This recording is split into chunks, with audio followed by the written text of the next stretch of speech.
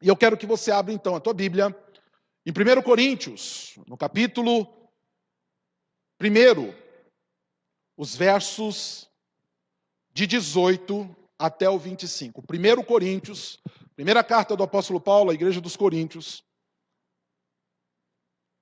no capítulo 1, os versos de 18 até o 25. E hoje nós vamos falar sobre a gloriosa história da cruz.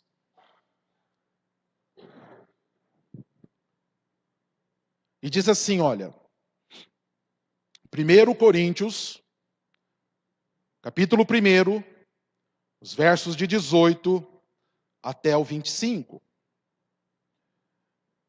Certamente a palavra da cruz é loucura para os que se perdem, mas para nós que somos salvos, poder de Deus. Pois está escrito: destruirei a sabedoria dos sábios e aniquilarei a inteligência dos instruídos. Onde está o sábio? Onde o escriba? Onde o inquiridor deste século? Porventura não tornou Deus loucura a sabedoria do mundo? Visto como, na sabedoria de Deus, o mundo não o conheceu por sua própria sabedoria, aprove a Deus salvar os que creem pela loucura da pregação. Porque tanto os judeus pedem sinais, como os gregos buscam sabedoria, mas nós pregamos a Cristo crucificado, escândalo para os judeus, loucura para os gentios. Mas para os que foram chamados, tanto judeus como gregos, pregamos a Cristo, poder de Deus e sabedoria de Deus. Porque a loucura de Deus é mais sábia do que os homens, e a fraqueza de Deus é mais forte do que os homens. Amém? Oremos. Santo e eterno Deus, agradecemos pela tua palavra. Pedimos agora que o Senhor fale conosco, que o Senhor nos ministre, ilumine a nossa mente, Senhor. Dê poder e autoridade aos teus filhos, para que eles dominem os seus corações, suas mentes nesta hora, e assim possam entender, possam focalizar, ó Pai, na mensagem que será pregada. Toma cativa toda a mente, todo ouvido, de maneira, Senhor, que o teu povo seja edificado. Também, dá-me a tua unção, o teu poder, usa os meus lábios, Senhor, lábios impuros, mas eu peço, santifica-me, abençoa-me, Senhor, e usa-me para levar essa mensagem nesta noite. É o que eu peço a Ti, no nome santo de Cristo Jesus. Amém e amém. Esse texto que nós lemos é um texto que o apóstolo Paulo escreve, destinado à igreja de Corinto. E por que o apóstolo Paulo escreve esse texto? Qual é o objetivo dele ao escrever esse texto? A igreja de Corinto era uma igreja virtuosa, era uma igreja abençoada, porém, uma igreja que enfrentava lutas. E uma das lutas que tinham dentro da igreja de Corinto era o problema das divisões. A igreja de Corinto era uma igreja que sofria com divisões, grupos distintos dentro da igreja, que, de certa maneira, ou de tempos em tempos, labutava entre si. Dentro dessa igreja havia o grupo dos judeus, daqueles que eram simpatizantes do evangelho, mas apegados ainda à história e à tradição judaica. Havia o grupo dos helenistas, também conhecido como os gregos, que era um grupo que estava também, como muitos gostam de dizer, apaixonados pelo evangelho. Né? Não se apaixone pelo evangelho. Não se apaixone por Jesus. Paixão dá e passa. Nós temos que amar o evangelho. Nós temos que amar a Cristo. Porque o amor perdura, ele permanece. Né? Das três coisas que permanecem, qual que é a que fica eternamente? De todas elas, qual é a maior? O amor, né? De todas elas, a maior é o amor. Então, eles estavam apaixonados pelo evangelho. Mas ainda, com dificuldades, por conta de todas as suas ideias filosóficas, de toda a sua sabedoria humana, de todas as conjecturas humanas, as suposições humanas. Né? A filosofia ela tenta explicar muitas coisas através de suposições. Né? E ali, dentro da igreja de Corinto, tinha um grupo helenista que estava ali, também tentando trazer à tona as suas filosofias e o seu conhecimento. E havia um grupo mais misturado, um grupo mais composto tanto de judeus quanto gregos, que eram homens e mulheres, era um grupo ali que estava entendendo a verdade do Evangelho, estava disposto a seguir a Cristo. E Paulo então vem, e ele vem ensinar, ele vem falar, olha, muitos estão aí tentando levantar as suas suposições, as suas ideias, mas a verdade é que existe um só caminho, uma só ideia. E essa ideia é de que Jesus Cristo é o Senhor. Só que vocês precisam entender uma coisa. O senhorio dele passa pela cruz. Cruz, que para os judeus era loucura. Era escândalo. Como assim? Jesus, o Messias prometido para nós, aquele das histórias, aquele dos profetas, aquele que for anunciado através da boca dos nossos pais, dos patriarcas, ele, crucificado no madeiro, escandaloso, fraco, vil. Nós não queremos crer nesse Cristo. O nosso Cristo não é assim. O nosso Cristo é poderoso. Ele é descendência de Davi, forte guerreiro. Não. Isso daí é escândalo para nós. Nós não queremos. De um outro lado, havia um grupo de ditos pensadores, na sua inteligência, nas suas conjecturas, nas suas elucubrações, ideias. Como assim? Cruz. Que história que é essa? Isso é loucura. Vocês enlouqueceram? Vocês querem nos dizer que tudo isso que é escárnio, tudo isso que é escória, é o que vai ser a mensagem para nos salvar? Não. Nós não aceitamos isto. Isso para nós não serve. Isso é uma história que mais nos causa sono do que nos traz a verdade. Mas Paulo vem dizer, não. O evangelho verdadeiro e o evangelho da salvação é o evangelho que fala, que proclama e que traz à tona a história da cruz de Cristo. Para corrigir o pecado, a queda lá do Éden, é necessário que o homem pecador seja crucificado com Cristo, para que nele possa ressuscitar. E desde lá do Éden, então, meus irmãos e irmãs, essa história, esse projeto do Senhor nos é dito e nos é ensinado. Quando nós olhamos para a história, nós vamos ver e nós vamos entender que a cruz, ela é pré-histórica. Não pense que a cruz é um remendo, é um tapa-buraco inventado por Deus para corrigir um erro da história. Ai, meu Deus, errou. E agora? O que eu faço? Eu preciso inventar alguma coisa. Vamos colocar um remendo aqui? Vamos inventar uma história? Vamos inventar a cruz? Não. Deus não é amador. Deus não erra. Como assim, pastor? A história da cruz é pré-histórica. Ela já existe desde toda a eternidade. Ela é um projeto de Deus desde todos os tempos, dentro da sabedoria divina. Olha só o que Pedro nos ensina em 1 Pedro 1, 18 ao 20. Sabendo que não foi mediante coisas corruptíveis, como prata ou ouro, que fostes resgatados do vosso fútil procedimento que vossos pais vos legaram, mas pelo precioso sangue, como de cordeiro, sem defeito e sem mácula, o sangue de Cristo, conhecido com efeito antes da fundação do mundo. Pedro vem nos ensinar que isso vem antes da fundação do mundo. Isso é decreto eterno do Senhor, porém manifestado no fim dos tempos, por amor de vós. E Pedro, então, nos mostra que essa história é uma história pré-histórica. E nós olhamos, então, para a história da Bíblia, nós olhamos para os textos bíblicos, e nós vemos que, desde, então, lá do Gênesis, desde o Éden, o Senhor vem preparando o caminho, o Senhor vem trabalhando o homem, para que no seu tempo, segundo a sua vontade, a história pudesse então receber a cruz. Quando Adão cai, o Senhor vem conversar com ele. Pergunta: Adão, o que aconteceu? Por que você está se escondendo? Eu estava nu. A nudez ali mostra que o homem perdeu aquela lucidez, aquela glória.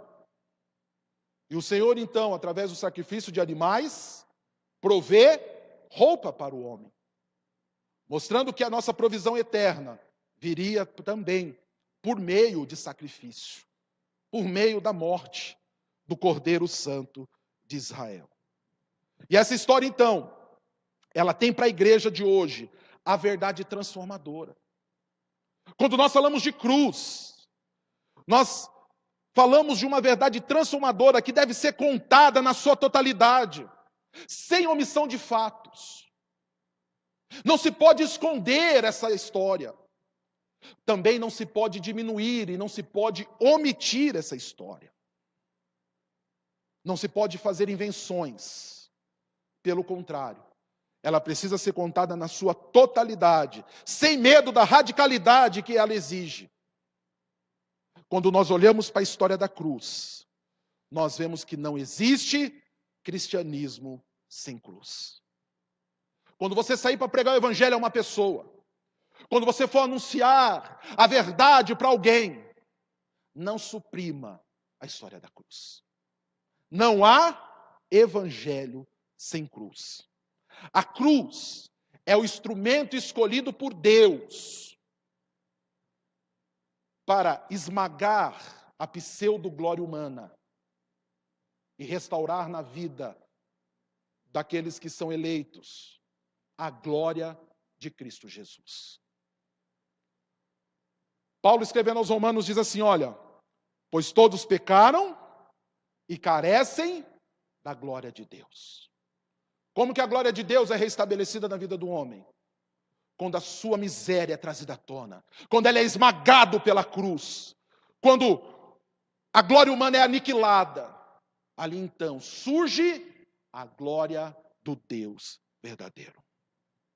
Por isso precisamos nos deparar com a cruz. Sua história é vida para nós. A morte produzida nela nos traz vida. E nós precisamos ensinar ao mundo as palavras do Senhor Jesus. E as palavras do Senhor Jesus nos chamam ao caminho de cruz. Se alguém quer vir após mim, o que é para fazer? Faz uma campanha de 7 semanas. Faz 7 dias de oração, 7 segunda-feira de oração. É isso que está dizendo lá? Se alguém quer vir após mim, enche o gasofilácio de dízimo. Compra a bênção. É isso que está dizendo lá na tua Bíblia? Em Lucas 9 diz: se alguém quer vir após mim, a si mesmo se negue, tome a sua cruz e siga-me. O Senhor Jesus não está nos chamando para dar um rolezinho, para pegar a cruz, dar uma voltinha e escondê-la lá de novo. Ele está nos chamando para morrermos na cruz, com Ele crucificados, para na sua glória nós ressuscitarmos um dia. Essa é a verdade do Evangelho. É isso que o homem pecador precisa ouvir nos dias de hoje. Essa história está sendo suprimida dos púlpitos, está sendo suprimida das nossas pregações, e isso é anátema, é escândalo. Precisamos dizer que o homem pecador tem que morrer na cruz. Pastor, mas isso não enche igreja. Não prega isso. Isso não traz resultados. E a igreja tem morrido espiritualmente, porque tem suprimido a verdade. Preocupados em encher bancos, preocupados em acariciar pecadores, a verdade do evangelho tem sido omitida. Mas sabe de uma coisa? Todo domingo eu demoro para dormir, porque eu falo: Senhor Jesus, acho que eu peguei pesado hoje. Mas quando eu olho para a Bíblia, eu falo: Senhor, desse sangue eu não vou ser cobrado. Porque nós precisamos falar a verdade. E a verdade é que a história do cristianismo nos leva para a cruz. Aquele que quer vir após mim, a si mesmo se negue. Não adianta fazer 7 semanas de oração, 7 voltas no vale, 3 ou 4 viagens para Israel. Você vai fazer um turismo maravilhoso, mas isso não vai transformar em nada a tua vida.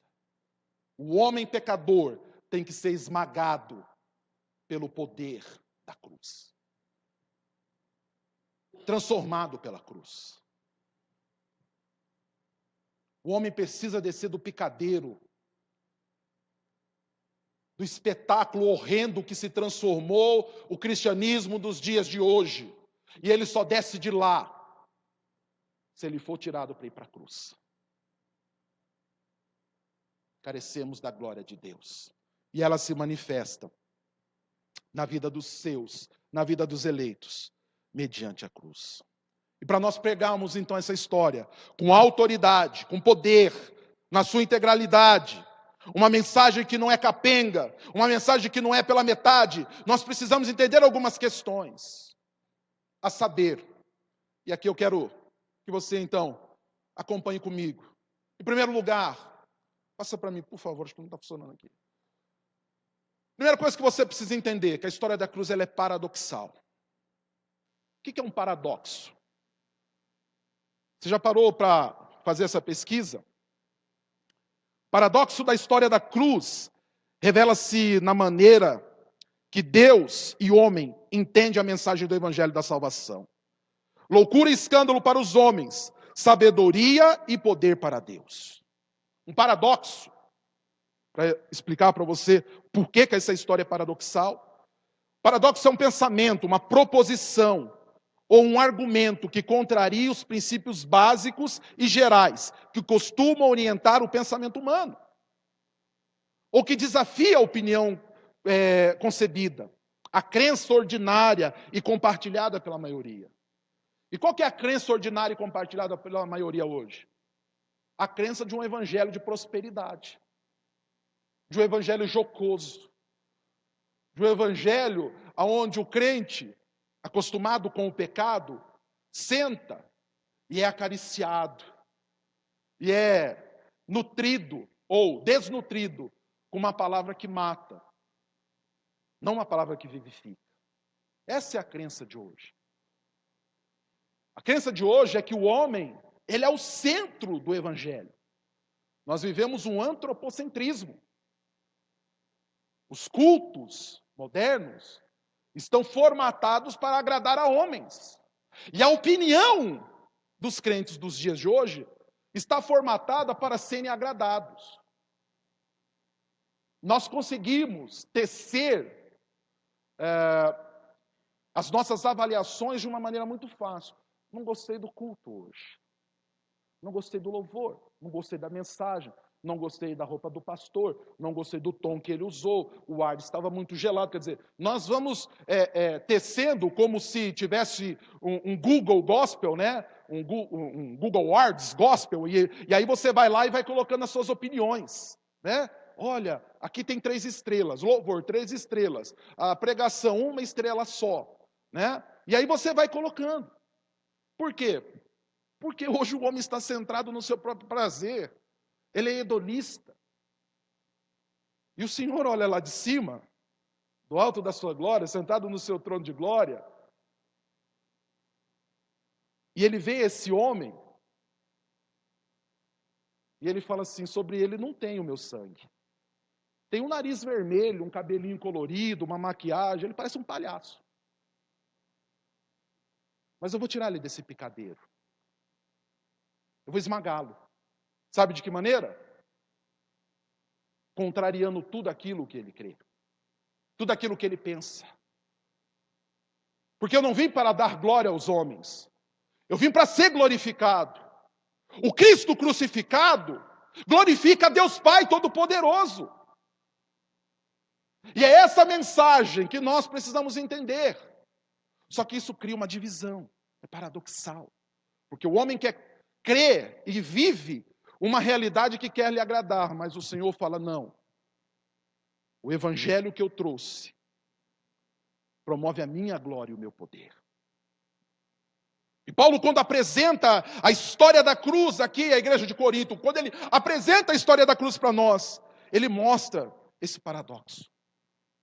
O homem natural, pecador, homicida, idólatra, não consegue enxergar a verdade do Evangelho.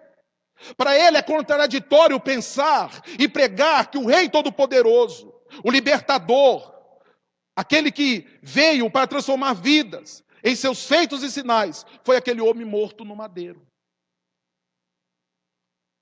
A mente depravada do homem, totalmente depravado, não consegue entender essa verdade. Isso para ele é contraditório.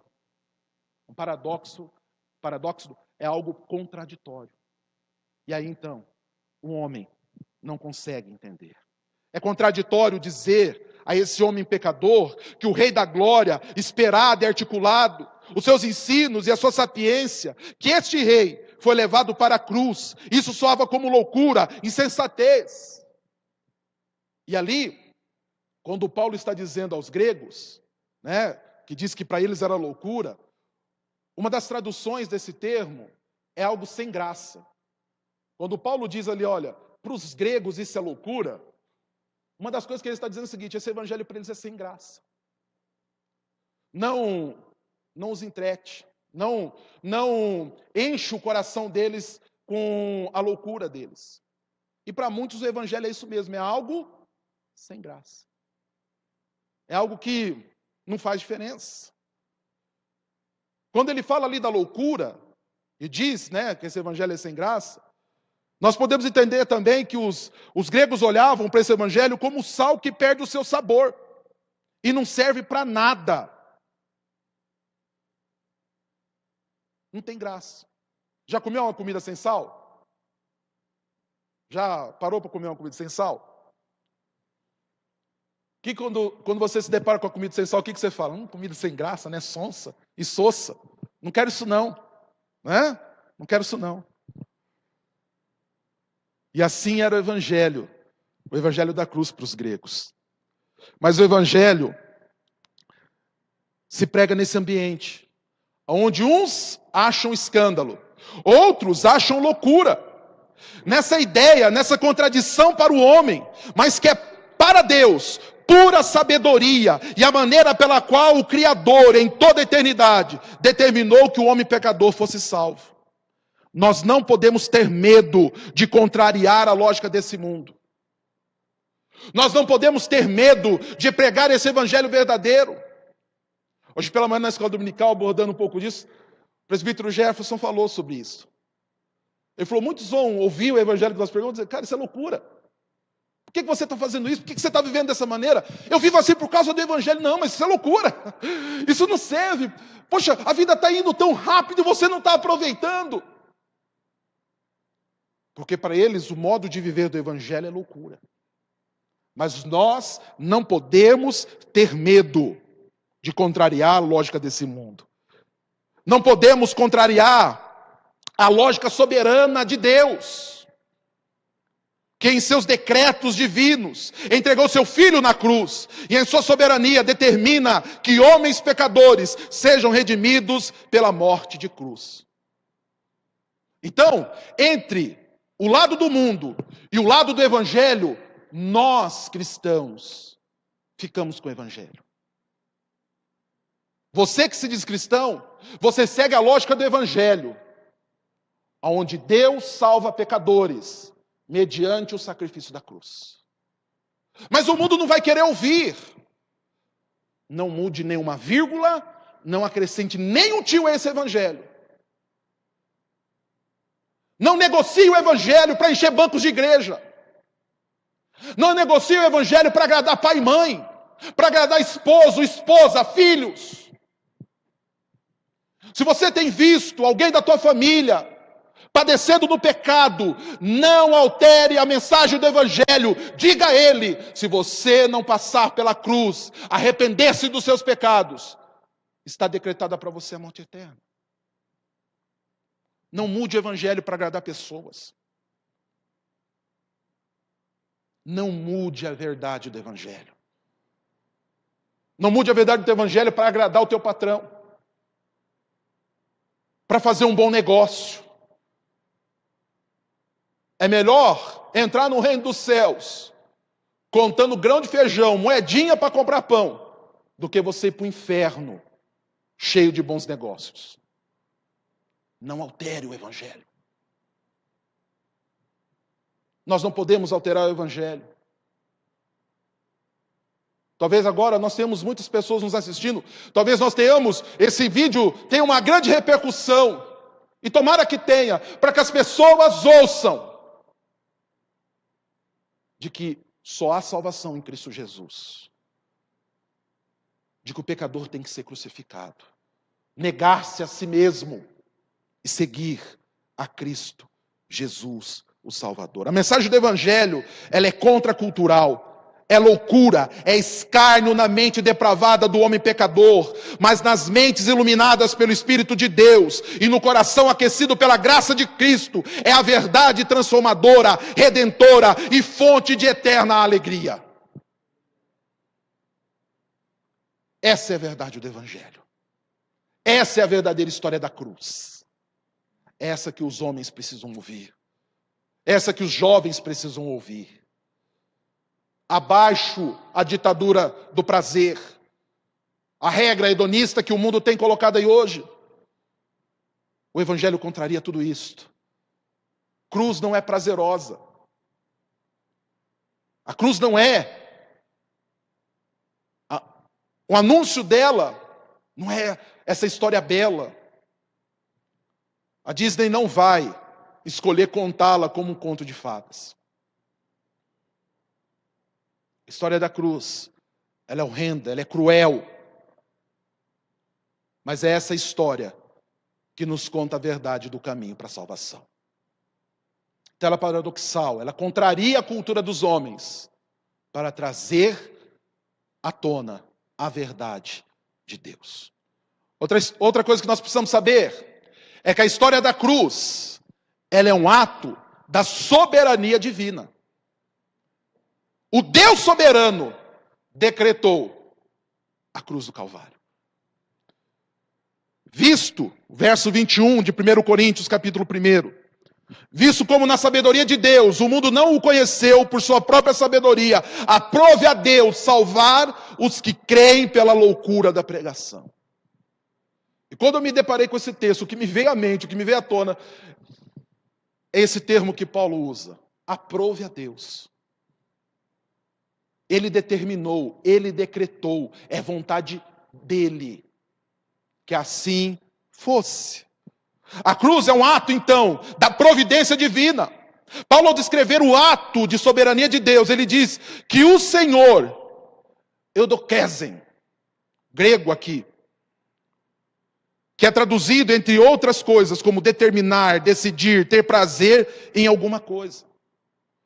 Então Paulo diz, olha, aprove a Deus, ele teve prazer nisto. Quando nós olhamos para Isaías, nós vamos entender.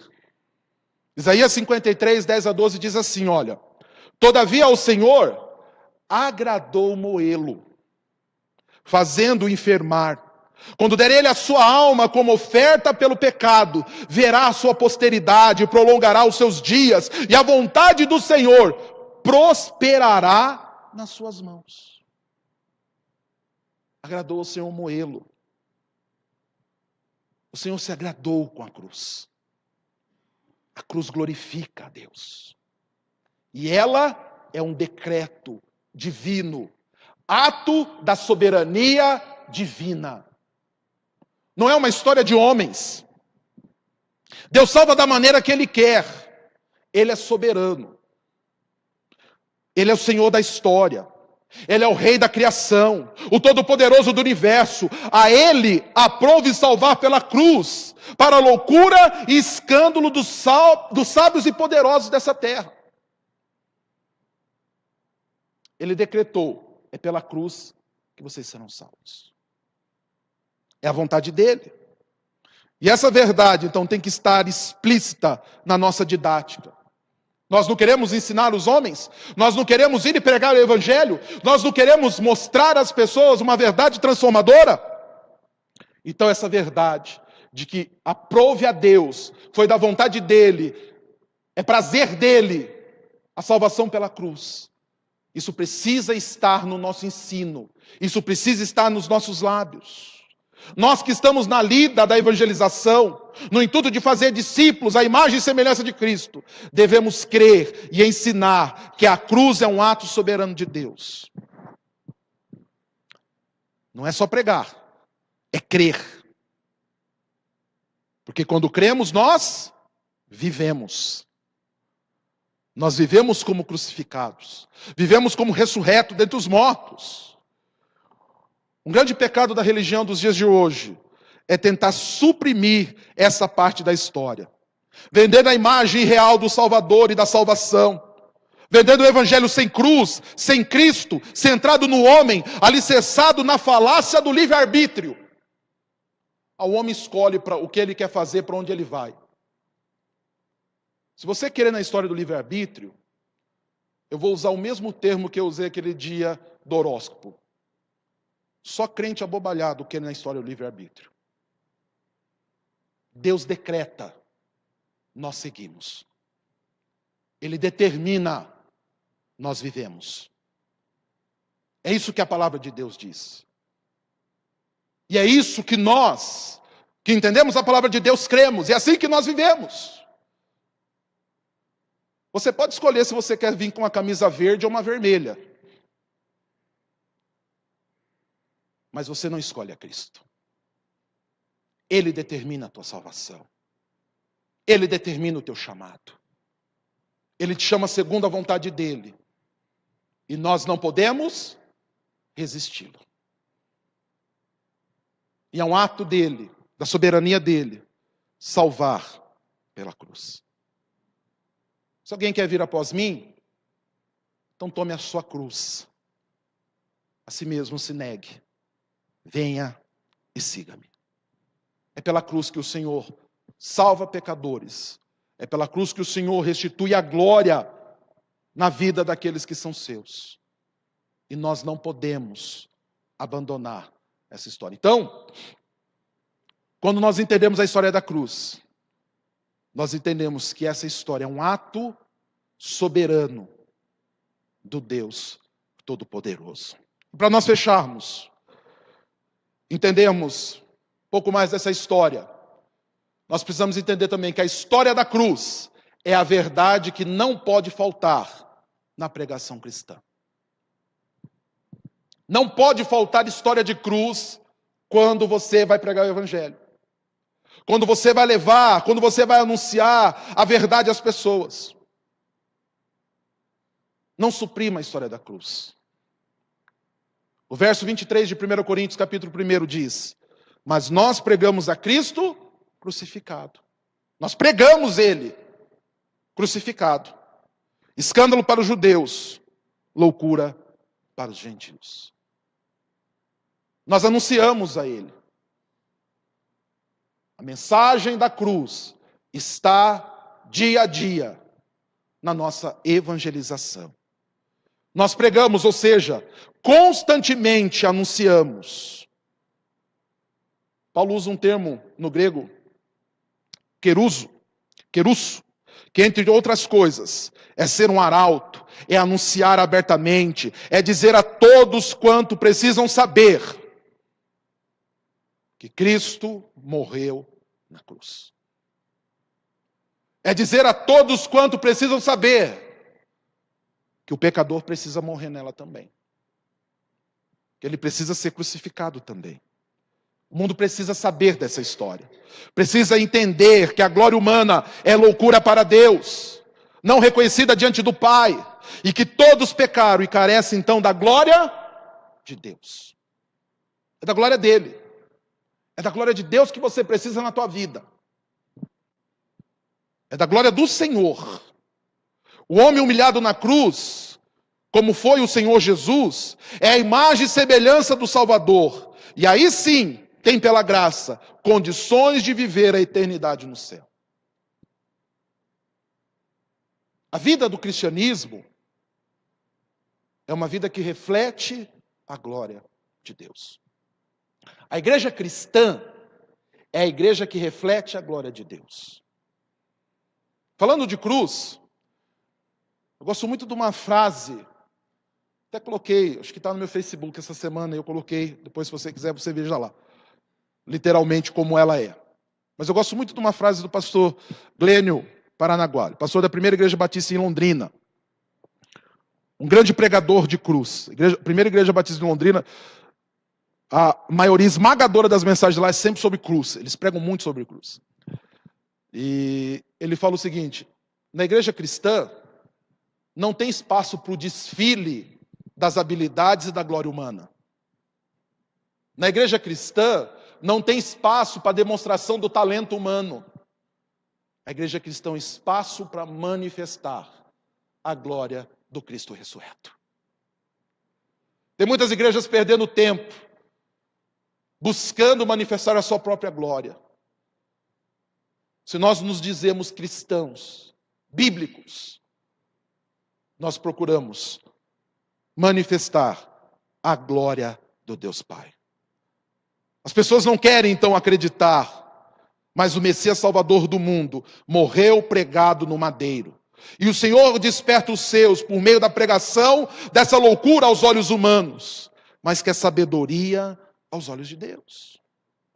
E o mundo não quer saber, porque quando você anuncia o evangelho da cruz, você está dizendo: olha, abaixo aos prazeres humanos, abaixo à vontade humana, abaixo aos princípios humanos, para que na tua vida, para que na nossa vida, prevaleça e apareça os princípios e a vontade de Deus. E quando Paulo diz lá no verso 23 de 1 Coríntios capítulo 1, nós pregamos, ele fala lá no 23, deixa eu pegar aqui, mas nós pregamos a Cristo crucificado. Esse termo pregar aqui, além de anunciar, ele tem uma tradução, aqui uma das traduções possíveis, é um termo bem peculiar, que é tropeçar. Uma das traduções que se pode ter para esse termo pregar é tropeçar. Eu gostei muito de um comentário feito pelo Hernandes Dias Lopes, onde ele diz assim: olha, diante da mensagem da cruz, e aí ele está usando o particular aqui da igreja de Corinto, aqueles homens tropeçaram na cruz.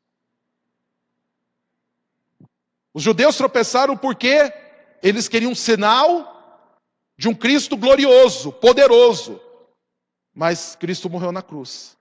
Os helenistas, os gregos, queriam o quê? Um sinal da sabedoria dos homens. Mas Cristo foi para a cruz, algo escandaloso para eles. Mas um outro grupo tropeçou na cruz. E estes entenderam o seu poder e a sua glória. E as suas vidas foram transformadas pela verdade desse evangelho. As suas vidas foram transformadas pela verdade da cruz do Calvário. O mundo de hoje tropeça na cruz por quê? Porque a cruz chama para uma negação.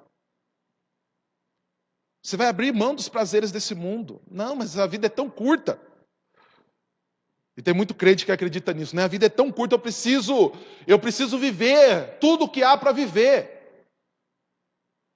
E aí, canta alegremente: vamos nos permitir.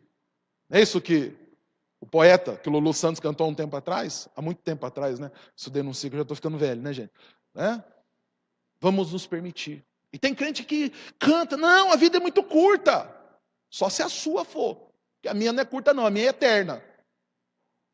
E de tudo que eu estou abrindo mão aqui por causa da cruz, eu tenho certeza que o Senhor vai me galardoar no dia do juízo final. E eu viverei com Ele na eternidade. E eu desfrutarei de coisas muito maiores e maravilhosas que esse mundo não pode me dar. Que esse mundo não pode me proporcionar. Mas que o Senhor me dá graciosamente. Através do seu sacrifício, da sua vida e da sua bênção. Essa é a história da cruz. Lógico, queridos, temos ainda muitas outras coisas. Mas eu vou usar aqui da autoridade de historiador que me cabe. A história, ela respeita a versão de quem conta. A nossa versão hoje é esta. de dizermos, de anunciarmos a história mediante esse texto. Entendendo, então, esse paradoxo.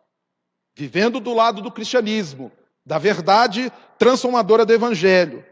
Entendendo que o Senhor salva dessa maneira, porque Ele é soberano.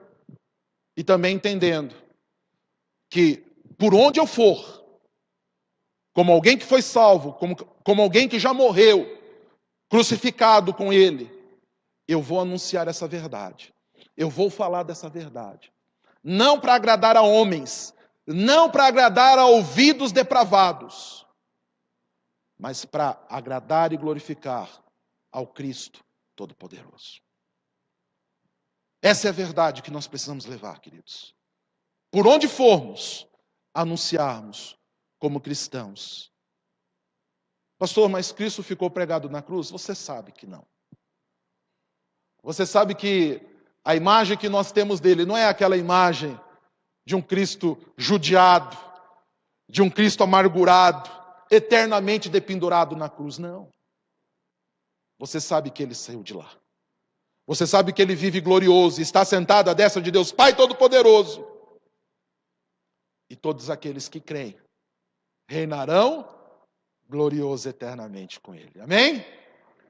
Glorificado, adorado seja o nome do Senhor. Feche os teus olhos, eu quero orar com você. Bondoso Deus, nessa hora eu peço que o Senhor estenda o nosso entendimento. Dá-nos o desejo, Senhor, de levarmos por onde for essa história de cruz. Que por onde formos, ó Pai, nós possamos pregar, mas também viver com autoridade a verdade desse evangelho de cruz. Que nós não tenhamos vergonha, pelo contrário, que esteja longe de nós nos gloriarmos nas falácias desse mundo, antes que nós nos gloriemos na cruz de Cristo Jesus. E que o teu poder e graça se manifeste sobre todos nós, ó Pai. E que nós possamos sair daqui com os corações aquecidos. Que essa palavra não seja para nós um peso, pelo contrário, que ela seja para nós, Senhor, uma alegria, uma exortação a vivermos verdadeiramente como cristãos, a vivermos, ó Pai, a plenitude do teu evangelho e anunciarmos por onde formos, para a glória de Deus Pai, para o louvor e para a honra de Cristo Jesus.